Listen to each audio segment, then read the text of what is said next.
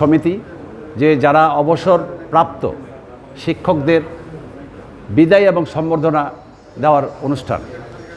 তবে একটা জিনিস আমি ধন্যবাদ জানাবো এই নতুন এই কমিটিকে, এবং আমার মনে হয় যে আপনাদের সকলেরই হাততালির মাধ্যমে তাদেরকে ধন্যবাদ দেওয়া উচিত যে আমিনুল ইসলাম এবং আমার ভাতিজা হবে এই কি দুইজনেই এই নতুন দায়িত্ব পেয়েছেন। সবচেয়ে মজার ব্যাপার 23 সালের পর থেকে কোনো রিটায়ার্ড শিক্ষকদেরকে চার পয়সাও দেওয়া হয়নি। আর পূর্বে যেটা দেওয়া হতো এই ধরনের অনুষ্ঠানের মাধ্যমে কোনোদিন দেওয়া হয় নাই।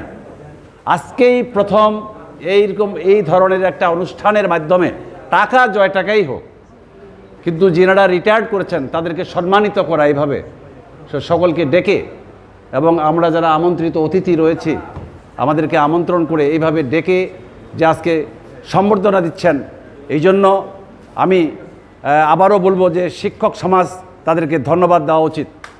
তা আজকে বক্তব্য দীর্ঘায়িত করব না, সব কিছু এখানে তো তেমন কিছু বলার নেই।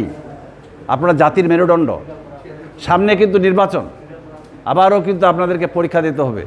নির্বাচন আসলেই যারা আপনারা এই বিভিন্ন প্রতিষ্ঠানের দায়িত্বে থাকেন, তারপরে যারা সরকারি কর্মকর্তাবৃন্দ আপনারা নির্বাচনের দায়িত্বে থাকেন, অতীতে কি হয়েছে সেটা বাদ সব কিছু, আগামী দিনে সুন্দর স্বচ্ছভাবে যেন এই সামনের যে নির্বাচন অনুষ্ঠিত হবে জাতীয় সংসদ নির্বাচন, সেটার জন্য একটা মডেল হয়ে থাকে বাংলাদেশে।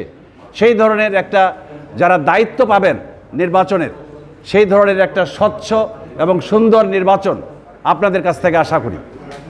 আজকে আমি পরিশেষে যিনারা রিটায়ার্ড করেছেন আমি আপনাদেরকে ধন্যবাদ জানাই। আপনারা দীর্ঘজীবী হন এবং ভালো থাকেন, আল্লাহ তাআলা যেন আপনাদেরকে ভালো রাখেন, যেহেতু চাকরি বাকরি নেই। আর পাশাপাশি যেনারা